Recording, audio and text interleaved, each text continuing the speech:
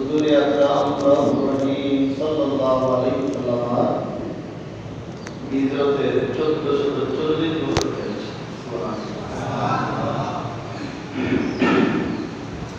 আমাদের এই হিজরি সম্পর্কে ধারণা কমে থাকে। আমরা ইংরেজি বাংলা সম্পর্কে একটু বেশি জানি এবং উৎসব বেশি পালন করি ইংরেজি বাংলার বেলায়। পহেলা নববর্ষ হলে বর্ষবরণ করি, নানান ধরনের ইন্তজাম হয়, কিন্তু কখন হিজরি শুরু হয় কিংবা শেষ হয় অনেক ক্ষেত্রে আমরা গাফেল থাকি, ভাল থাকি না। অথচ আমাদের ধর্মীয় মুসলিম হিসেবে আমাদেরকে হিজরি সম্পর্কে জানাটা আবশ্যকতা রয়েছে।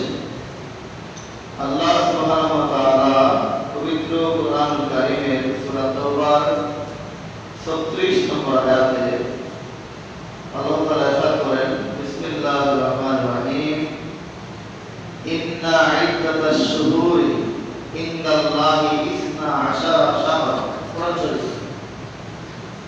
ইন্না ইদ্দাতাশ শুহুর ইনদাল্লাহি 12 শাহরা। আল্লাহ বলেন, নিশ্চয়ই ইদ্দাতাশ শুহুর মাসের সংখ্যা ইনদাল্লাহ আল্লাহর নিকট 12 শাহরা 12।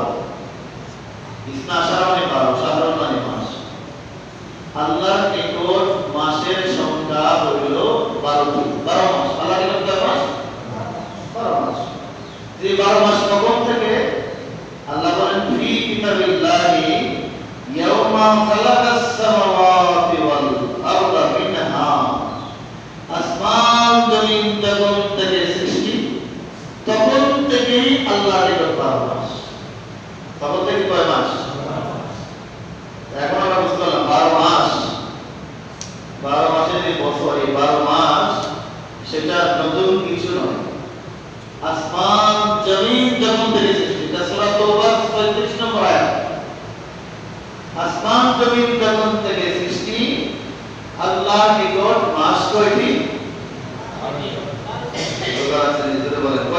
12টি। আল্লাহর নিকট মাস হলো 12টি। মিনহা আরবাতু হুরুম, এর মধ্যে 4টি মাস হইল সম্মানিত। বলতেছেন এর মধ্যে 4টি মাস কি সম্মানিত। এই 4টি মাস হইল হারাম মাস, শাহরুল হারাম। তো এই 4টি মাস কি কি? 3টি মাস একসাথে লাগানো, জিলকদ, জিলহজ, মুহররম।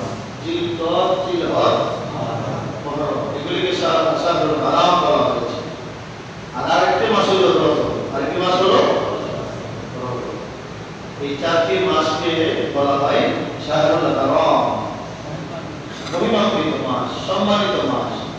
অথবা এই মাসে যুদ্ধ, বিগ্রহ, ঝগড়া, ফাসাদ এগুলি হারাম।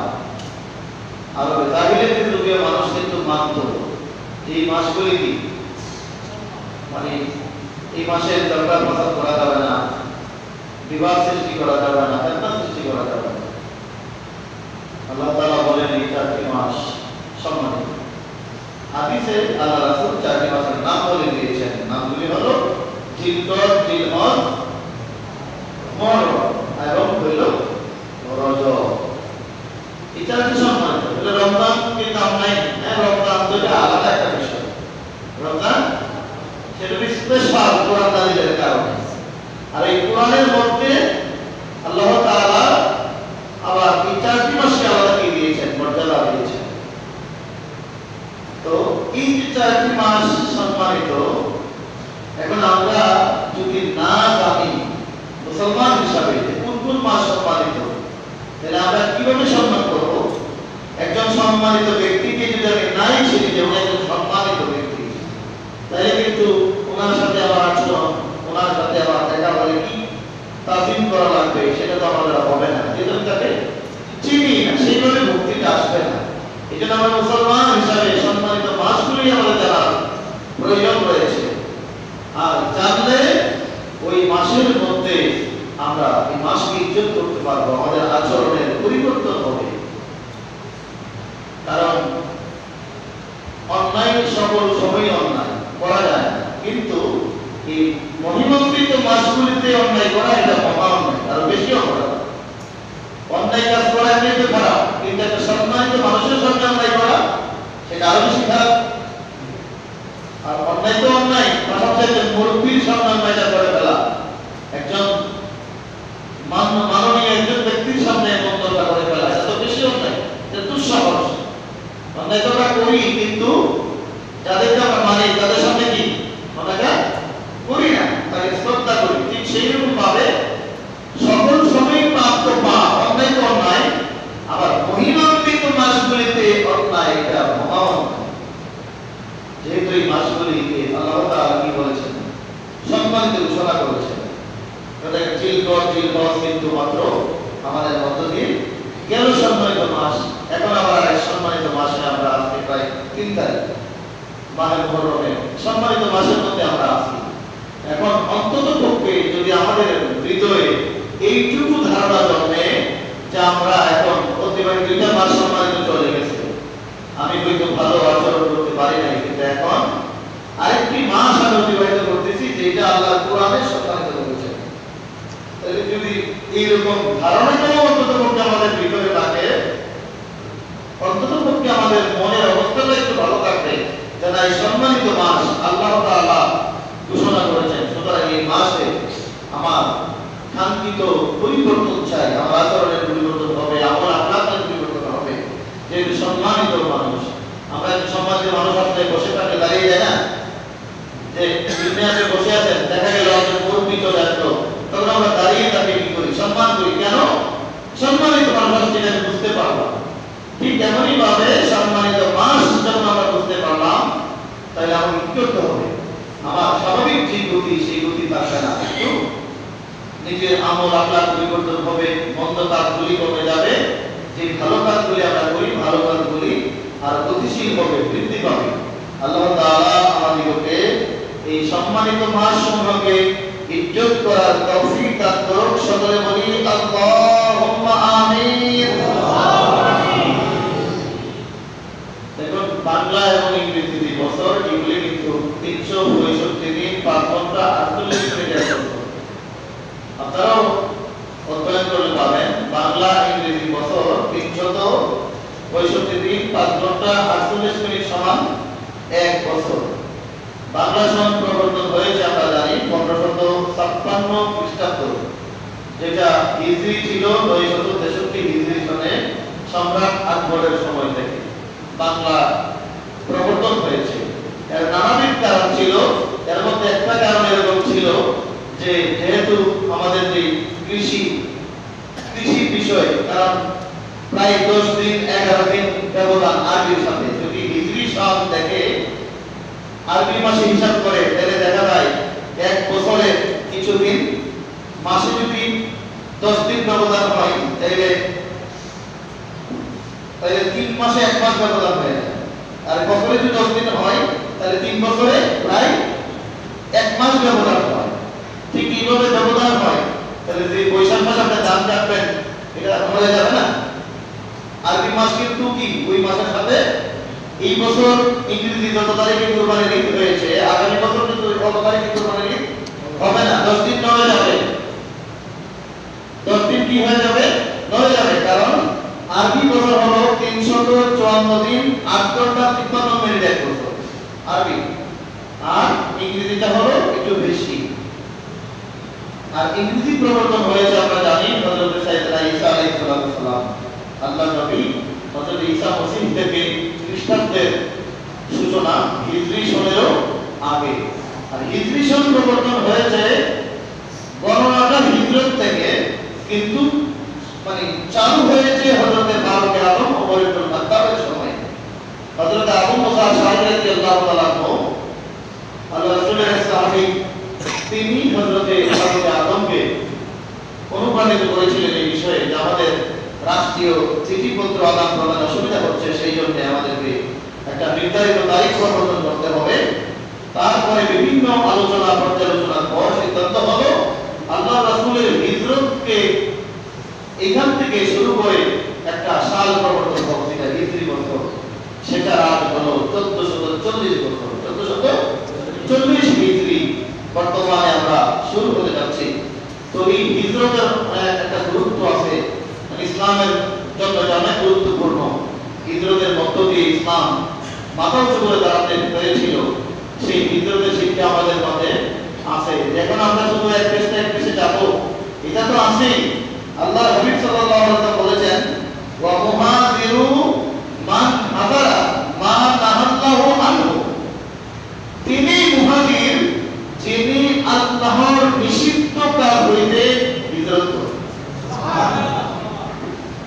মক্কা থেকে মদিনায় যারা গিয়েছিলেন তারা তো মুহাজির, এক জায়গায় হিজরত করলে মুহাজির। যদি কেউ মন্দ থেকে হিজরত করে ভালো করতে চলে যায়, তিনিও কি মুহাজির? তাকে আল্লাহ তাআলা হিজরতের কি দিলেন? বরকত দান করে দিলেন। সুবহানাল্লাহ। আমাদের মুসলমানদের জন্য কত সুযোগ সুবিধা। আমার একটা মন্দ অভ্যাস আছে, যদি আমি মন্দটা ছেড়ে দিই, নিয়ন্ত্রী মালিক আমি হিজরত করলাম, মন্দ আর আমি করবো না, আমি ভালোর দিকে হিজরত করলাম, আমার মন আমার দেহ সব পেয়ে যাবে ভালোর দিকে, এটা গুনাহ, এটা হিজরত। গুনাহ থেকে নেকের দিকে হিজরত, মন্দ থেকে ভালোর দিকে হিজরত, মিথ্যা থেকে সত্যের দিকে হিজরত। কেমন পর্যন্ত এই হিজরতের সুযোগ রয়েছে। আল্লাহ হাবিব কত মেহেরবান, কত দয়াবান, যে হিজরত মুহাজিরদেরকে আল্লাহ ইজ্জত দিয়েছেন। এখন মক্কা থেকে মদিনায় এই হিজরত, এখন কি আর হিজরতের সময় আছে? এখন মক্কা তো ইসলাম মুসলমানদের দখলে, এটা মুসলমানদের হেড অফিস, এখন কিভাবে যাবে? কিন্তু রাসূল বলেছেন, ওয়া মুহাজিরু মান হাজারা মা নাহাল্লাহু আনহু। কেমন পর্যন্ত আল্লাহর বান্দারা মন্দ থেকে ভালো থেকে হিজরত করবে, আল্লাহর নিষিদ্ধ বিষয় থেকে ভালো থেকে হিজরত করবে, আল্লাহ সকলকে হিজরতের সওয়াব দান করবে। সুবহানাল্লাহ। রাসূল হিজরত করেছেন, আমাদের হিজরত থেকে বাদ দিয়েছেন নাকি শামিল করেছেন? শামিল করেছেন। আমার রাসূল মিরাজ করেছেন, আমাদের জন্য মিরাজ থেকে বাদ দেন নাই, বলেন আসসালাতু মিরাজুল মুমিনিন।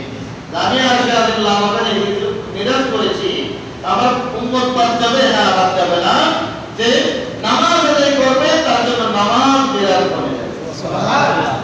যে মন্দ ত্যাগ করবে, মন্দ ছেড়ে দিবে, তার জন্য এই মন্দ ছেড়ে দেওয়াটাই হিজরত করে যাবে। সুবহানাল্লাহ। কেমন রাসূল পাক সাল্লাল্লাহু আলাইহি ওয়াসাল্লাম। এখন এই গুরুত্বপূর্ণ বিষয়গুলি আমাদেরকে অনুধাবন করতে হবে। অনুধাবন আমরা যদি বুঝি, আমাদের যদি অনুধাবনের বিষয়গুলি চলে আসে, তাইলে আমরা এখন মুহাজিরের মধ্যে পাবো, আমরা মিরাজ কাজে ওয়ালাও করে যেতে পারবো। বলে সুবহানাল্লাহ। ওনার আমাদের কথাই দিকে না বাড়িয়ে, যেহেতু মুহররম হল হারাম মাস, সেই আমরা জানি সবাই, ইসলামের ইতিহাস আমরা সকলেই বুঝতে পারি। মুহররম মাস বছরের প্রথম মাস এবং ঐতিহাসিক মাস। পৃথিবীর সৃষ্টি থেকে শুরু করে আজ পর্যন্ত বহু প্রক্রিয়া এই মাসে হয়েছে এবং ভবিষ্যতে হবে। কিয়ামত যে সংঘটিত হবে সেটা এই মাসের মধ্যে হবে, মুহররমে হবে, শুক্রবারে হবে। আমাদের বাংলাদেশে কিন্তু এই বছর 10ই মুহররম শুক্রবার, কি বলেন? আর আমি জুমা দিবসটা কিন্তু কি 10ই মুহররম, আমাদের দেশে 10ই মুহররম শুক্রবার। অনেকদিন পরে পরে হইতে গেলে প্রতি বছর তো আর 10ই মুহররম শুক্রবারে হয় না। আল্লাহ তাআলা আমাদেরকে দয়া করে দান করেছেন। ইয়াউমে আশুরা অনেক সম্মানিত দিন, আবার ইয়াউমুল জুমা আরেকটা সম্মানিত দিন। আল্লাহ যেন আমাদেরকে হায়াত দিয়ে ওই দিন বেশি করে ইবাদত করার তৌফিক দান করেন। সকলে বলি আল্লাহুম্মা আমিন। আমরা এতক্ষণ শুনলাম, আমরা খুতবার প্রথম অংশ এই যে মাস সম্পর্কে, নতুন বছর সম্পর্কে, মহান আল্লাহ রাব্বুল আলামিনের বাণী।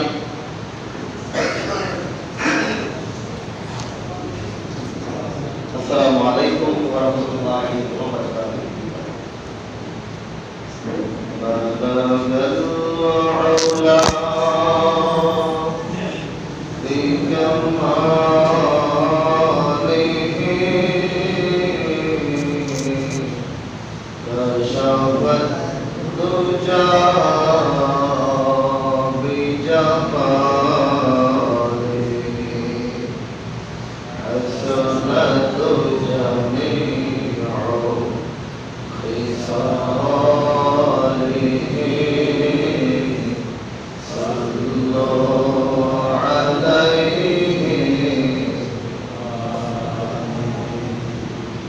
الله عليه وآله اللهم صل وسلم وبارك عليه মোহতারাম হাজিরিন আমরা মাহে মুহররম হারামের মধ্যে এক কুরবানি আমরা অতিবাহিত করেছি মাহে জিলহজে আমরা সাইয়েদনা ইসমাঈলের কুরবানির ইতিহাস আমরা শুনেছি এতদিন আর মুহররম মাস সেখানে এক কুরবানি এটা হলো হযরত সাইয়েদনা ইমাম হুসাইনের কুরবানি আমরা মুসলমান দেখুন আমাদের বছরের শুরু কুরবানি বছরের শুরু কুরবানি দিয়ে ইমাম হুসাইনের কুরবানি বছর শেষ হয় জিলহজ মাসে ইসমাঈলের কুরবানি দিয়ে সুবহানাল্লাহ আমাদের শুরু কুরবানি আমাদের শেষও কুরবানি দিয়ে তারা আমাদের এই হিজরি বছর ত্যাগের শিক্ষা আমাদেরকে মুসলমানদের গোটা জীবন হলো কুরবানির জীবন মুসলমান আত্মসমর্পণকারী মুসলমান স্বাধীন নয় মুসলমান আল্লাহর দরবারে আত্মসমর্পণকারী সর্বদা প্রতি মুহূর্ত যাই হোক আমরা সেই দিকে খেয়াল করে আমাদেরকে পথ চলতে হবে জীবন থেকে বছর চলে গেল আরেক কথা আছে যেহেতু 10ই মুহররমের সাথে আহলে বাইত রাসূলের সম্পর্ক আমরা সেই বিষয়ে সংক্ষিপ্তভাবে কিছু শুনব আল্লাহ রাব্বুল আলামিন আহকামুল হাকিমিন কালাম বাদে ارشاد করেন বিসমিল্লাহির রহমানির রহিম ইন্নামা ইউরিদুল্লাহু লিইউযহিবা আনকুম রিজসা আহলাল বাইত ওয়া ইউতাহহিরাকুম তাতহীরা পরমে ارشاد হচ্ছে যে নিশ্চয়ই আল্লাহ রাব্বুল আলামিন আপনাদিগকে আহলাল বাইত দিগকে অপবিত্রতা হইতে পবিত্র রাখতে চান মানে অপবিত্রতা হইতে দূরে রাখতে চান অপবিত্রতা হইতে বাহিরে রাখতে চান এবং আপনাদিগকে পুত পবিত্র হিসাবে আল্লাহ তাআলা প্রতিষ্ঠিত করতে চান সুবহানাল্লাহ আল্লাহ তাআলা যদি কাউকে পবিত্র রাখতে চান পৃথিবীতে ওনাদের অপবিত্র হওয়ার কোনো ব্যবস্থা আছে কেউ করতে পারবে আল্লাহ তাআলা যাদেরকে পবিত্র ঘোষণা করে দিয়েছেন তারা পুত পবিত্র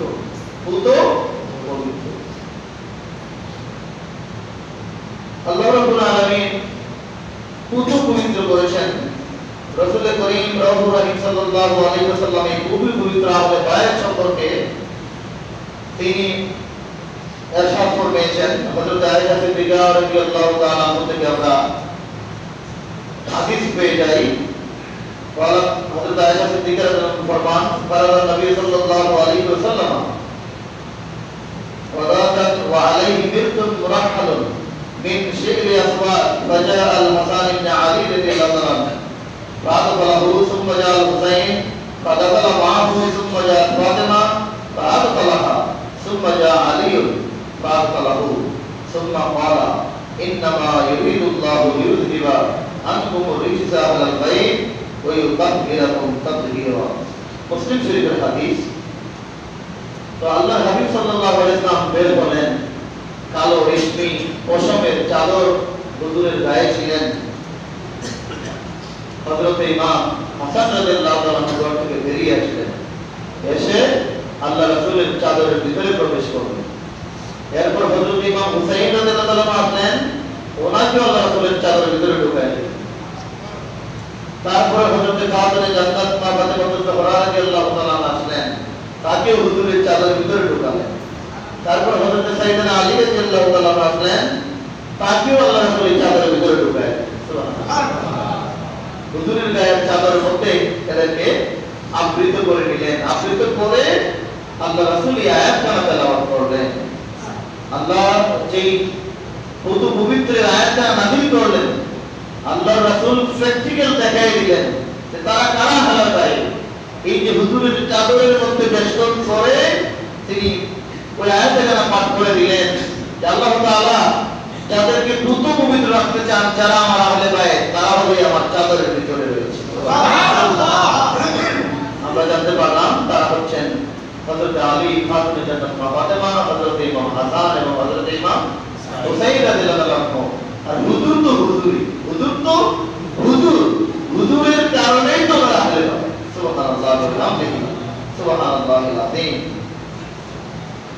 তো এই আহলে বাইত রাসূল সাল্লাল্লাহু আলাইহি ওয়াসাল্লাম এই ঘোষণাটা তো হলো হাসান হুসাইন সহ তাদের, কিন্তু আমরা হাদিসে দেখি আল্লাহ রাসূল সাল্লাল্লাহু আলাইহি ওয়াসাল্লাম এরশাদ করেন, হযরত আব্দুল্লাহ ইবনে মাসউদ রাদিয়াল্লাহু তাআলা আনহু থেকে বর্ণিত হাদিস, قال رسول الله صلى الله عليه وسلم ان الله امرني ان ازوج فاطمه بنت علي। আল্লাহ হাবিব বলেন যে আল্লাহ তাআলা আমাকে আদেশ করেছেন আমি যেন আমার ফাতেমাকে হযরত আলীর সাথে বিবাহ দিই। সুবহানাল্লাহ।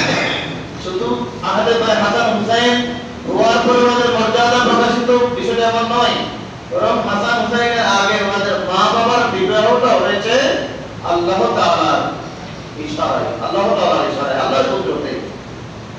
অন্য বর্ণনায় আছে হাদিসের হাসিয়াতে যে হাসান হুসাইনের আম্মা আব্বার বিবাহ আল্লাহ তাআলা উদযাপন করেছেন সেই আসমানের উপর। জমিনে এই বিবাহটা নেতৃত্ব দেওয়ার জন্য বলেছেন হুজুর আকরাম রাসূলুল্লাহ সাল্লাল্লাহু আলাইহি ওয়াসাল্লাম। আল্লাহ এর মজলিস আরশে কায়েম করেছেন, ফরশের মধ্যে কায়েম করেছেন, কারণ ওনাদেরকে আল্লাহ তাআলা এত ভালোবাসেন, এত পবিত্র। কুরআনুল কারীমে সূরা আর-রহমানে আমরা যে আয়াত দেখি, মারাজাল বাহরাইনি ইয়ালতাকিয়ান বাইনাহুমা বারযাকুল লা ইয়াবগিয়ান ফাবি আইয়ি আলা'i রাব্বিকুমা তুকাজ্জিবান ইয়াখরুজু মিনহুমাল লু'লু'ু ওয়াল মারজান। এই আয়াতে কারিমার অনেক রকম তাফসীর আছে, আপনারাও পড়তে পারবেন। তো এখানে শাব্দিক অর্থ আমরা যদি করি, মারাজাল বাহরাইনি ইয়ালতাকিয়ান, দুইটি সমুদ্র সমান্তরাল ভাবে প্রবাহিত, দুইটি বাহর মানে সমুদ্র, সমান্তরাল ভাবে প্রবাহিত দুইটি সমুদ্র। বাইনাহুমা বারযাকুল লা ইয়াবগিয়ান, তাদের মধ্যে একটা পর্দা, বরজক, তারা একটা আরেকটাকে অতিক্রম করতে পারে না। অনেক মুফাসসিরিনে কেরাম সেটাকে বলেছেন স্বাভাবিকভাবে আমাদের সমুদ্রের মধ্যে কিন্তু সাদা পানি কালো পানি আছে, আমরা জানি এটা, এক পানি আরেক পানির সাথে মিশে না, মধ্যে একটা বরজক, একটা পর্দা আছে, পর্দা কিন্তু দেখা যায় না, কোনো দেওয়াল দেওয়া নাই, কিছু দেওয়া নাই, এরপর আল্লাহর কুদরত সেটা একটা একটাকে ওভারকাম করতে পারে না, সমান্তরাল ভাবে চলছে তো চলছেই। আল্লাহ বলেন তোমরা কোন নিয়ামত অস্বীকার করবে। ইয়াখরুজু মিনহুমা, এই দুই সমুদ্র থেকে বের হয় কি আল-লু'লু ওয়াল মারজান, প্রবাল এবং মুক্তা, প্রবাল এবং মুক্তা বের হয়। এটা সামুদ্রিক মহামূল্যবান সম্পদ, আমরা সকলেই জানি, মণিমুক্তা যাকে আমরা চিনি, দামি জিনিস। এখন এটা হলো একটা শাব্দিক এবং আমাদের একটা তো অনেক মুফাসসিরিনে কেরাম এই আয়াতে কারিমাতে তাফসীর করেছেন এইভাবে যে দুইটি সমুদ্র হচ্ছেন, একটা হলো মারিফতের সমুদ্র, ইলম এবং মারিফতের সমুদ্র হযরতে আলী রাদিয়াল্লাহু তাআলা আনহু, আর একটা হলো তাহারাতের সমুদ্র হযরতে ফাতিমা জান্নাত মা ফাতিমা তুজ-জোহরা রাদিয়াল্লাহু তাআলা। এই দুই সমুদ্র, আলী হলো বেলায়েতের সমুদ্র আর ফাতিমা জান্নাত হলো তাহারাতের সমুদ্র। এমন পবিত্র নারী আর কেউ হতে পারে না, তিনি জান্নাতের সরদারিনী। এই দুই সমুদ্র, এই দুই সমুদ্রের মধ্যে বন্ধন, দুই সমুদ্রের মধ্যে একটা বন্ধন, সেটা হলো নিকাহের বন্ধন। একজন একজনকে ছেড়ে যেতে পারে না, আলাদা কিন্তু হয় না, ওভারকামও করে না, আবার আলাদাও হয় না, এমন একটা সম্পর্ক, মধুর সম্পর্ক আল্লাহ তাআলা দিয়েছেন, স্বয়ং আল্লাহ যাদের মধ্যে বিবাহের ব্যবস্থা করেছেন। এবং ওই সেইখান থেকে ইয়াখরুজু মিনহুমা, তাদের উভয় সমুদ্র থেকে আলী এবং ফাতিমা থেকে বের হয়ে আসলো লু'লু ওয়াল মারজান, একটা রং লাল, একটা বেশ সবুজ। কেন? একটা হলো হযরত ইমাম হাসান আর একজন হলো হযরত ইমাম হুসাইন রাদিয়াল্লাহু তাআলা। এই দুই সমুদ্র থেকে এই প্রবাল এবং মুক্তা হচ্ছে ইমাম হাসান এবং হুসাইন হাসনাইনে কারিমাইন রাদিয়াল্লাহু তাআলা আনহুম আজমাইন। ওনারা বের হয়ে আসলেন ওই সমুদ্র থেকে, সমুদ্রের এগুলি হইল ফসল। সংক্ষিপ্ত কথা, তো আমরা এই দুইজন ওনাদের থেকে বের হয়ে আসলেন। আল্লাহর হাবিব সাল্লাল্লাহু আলাইহি ওয়াসাল্লাম অন্য এক হাদিসে ইরশাদ করেছেন, হযরত উসামা ইবনে যায়েদ রাদিয়াল্লাহু তাআলা আনহু এই হাদিসে রাবী قال قال رسول الله صلى الله عليه وسلم هذان ابنا وابن ابنتي اللهم আল্লাহুম্মা ইন্নী উহিব্বুহুমা ওয়া আহিব্বাহুমা ওয়া আহিব্বা মাইয়ুহিব্বুহুমা। তিরমিজি শরীফের হাদিস। আল্লাহর হাবিব বলেন, এই যে এরা দুইজন হাসানে, এই হাসান এবং হুসাইন, এরা আমারও সন্তান, আমার সন্তানেরও সন্তান। এখন হুজুর বলতেছেন সহিহ হাদিস, এরা আমার সন্তান, হাসান হুসাইনকে বলতেছেন এরা আমার সন্তানেরও সন্তান। বলেন তো সুবহানাল্লাহ। এটা মহব্বতের কথা, কত মহব্বতের কথা যে হাসান হুসাইন এটা তো আমার ফাতেমার সন্তান, এটা আমারও সন্তান। কারণ হাসান হুসাইন রাসূলের বংশধর। কি বলেন? আজ পর্যন্ত যারা এই পৃথিবীতে সাইয়্যিদ সাহাবা রয়েছেন, কিয়ামত পর্যন্ত থাকবেন আওলাদে রাসূল হিসাবে, তারা সকলেই কার বংশধর? হাসান হুসাইনের বংশধর। এটা তো রাসূলের সাথে কি সম্পর্কিত। রাসূল বলেন এরা আমার আওলাদ, আমার সন্তানের আওলাদ। আমি এদেরকে ভালোবাসি, এদেরকে হে আল্লাহ আমি এদেরকে ভালোবাসি। দেখুন আল্লাহুম্মা হে আল্লাহ আমি এদেরকে ভালোবাসি, তুমিও এদেরকে ভালোবাসো। আর জোরে বলে সুবহানাল্লাহ। কত সুন্দর কথা। আল্লাহ আমি এদেরকে ভালোবাসি, হুজুর বলতেছেন আমি ভালোবাসি, মাওলা তুমিও ভালোবাসো। শুধু তুমি তাদেরকে ভালোবাসবে না, ওয়া আহিব্বা মাইয়ুহিব্বুহুমা, কিয়ামত পর্যন্ত যারা আমার হাসান হুসাইনকে ভালোবাসবে, খোদা তুমি তাদেরকেও ভালোবাসবে। সুবহানাল্লাহ। হুজুর বলেন আল্লাহ এরা আমার সন্তান, আমার সন্তানেরও সন্তান, আমি রাসূল ভালোবাসি। খোদা তোমার কাছে আমার ফরিয়াদ, তুমি হাসান হুসাইনকে ভালোবাসো। শুধু তাই নয়, হাসান হুসাইনকে ভালোবাসলে আমি শুধু খুশি না, কিয়ামত পর্যন্ত যারা হাসান হুসাইনকে ভালোবাসবে, তাদের নাম নেবে সম্মান করবে, তাদেরকে মাওলা তুমি ভালোবাসো। সুবহানাল্লাহ। মাইয়ুহিব্বুহুমা, খোদার কাছে যারা ভালোবাসে, যারা ভালোবাসবে তাদেরকে খোদা তুমি ভালোবাসো। হুজুর দোয়া করেছেন যে হাসনাইন কারিমানকে যারা ভালোবাসবে আল্লাহ তুমি তাদেরকে ভালোবাসো। আপনাদের কি ঈমান, আমাদের কি ঈমান? হুজুর দোয়া আল্লাহ কবুল করবেন না? আমরা যারা হাসান হুসাইনকে ভালোবাসি, এই ভালোবাসার বদৌলতে স্বয়ং খোদা আমাদেরকে ভালোবাসে। সুবহানাল্লাহ। স্বয়ং খোদা তাদেরকে ভালোবাসবেন, তাদের ঠিকানা তো জান্নাতই হবে। জান্নাত কেন আমরা চাইবো? জান্নাত তো আমাদেরকে চাইবে, কারণ জান্নাতের সর্দারই তো আহলে বাইতের রাসূল। আমরা বলি না সুবহানাল্লাহ। সমর্থন তো কম, সামনে আমাদের কিন্তু জুমা আছে এবং মাহফিল আছে ইনশাআল্লাহ, আমরা সেখানে কিন্তু শুনবো। সংক্ষিপ্তভাবে আমরা শুনে নেই। ওয়ান হুজুরা রাদিয়াল্লাহু তাআলা আন قال سألنا صلى الله عليه وسلم كيف السلام عليكم أهل البيت فإن الله قد علمنا كيف نسلم عليكم قال قولوا اللهم صل على محمد وعلى آل محمد। হযরত হুজরা রাদিয়াল্লাহু তাআলা থেকে বর্ণিত, তিনি বলেন আমরা হুজুর সাল্লাল্লাহু আলাইহি ওয়াসাল্লামকে জিজ্ঞাসা করলাম, ইয়া রাসূলুল্লাহ কাইফা সালাতু আলাইকুম আহলে বাইত, আহলে বাইতের উপর আমরা কিভাবে সালাম করব? আহলে বাইতকে তো আল্লাহ ইজ্জত করতে করেন, আপনি ভালোবাসেন, এটাকে সম্মান করার কথা বলা হয়েছে। হুজুর আপনার উপরে কিভাবে সালাম করব আল্লাহ শিখিয়ে দিয়েছেন। আল্লাহ বলেন সাল্লাল্লাহু আলাইহি ওয়াসাল্লাম তাসলিমা, নির্দেশনাটা আমরা পেয়ে গিয়েছি, আমরা আপনার উপর দরুদ পড়ি, আপনি আমাদের শিক্ষা দিয়েছেন। হুজুর আমরা আপনার আওলাদে পাকের উপর, আহলে বাইতের উপর আমরা কি করে সালামি করব? আল্লাহর হাবিব বলেন কুলু, তোমরা বলো আল্লাহুম্মা সাল্লি আলা মুহাম্মাদিন, হে আল্লাহ মুহাম্মদ সাল্লাল্লাহু আলাইহি ওয়াসাল্লামের উপর দরুদ, ওয়া আলা আলি মুহাম্মাদিন, ওই মুহাম্মদ সাল্লাল্লাহু আলাইহি ওয়াসাল্লামের আওলাদে পাকের উপর দরুদ। সুবহানাল্লাহ।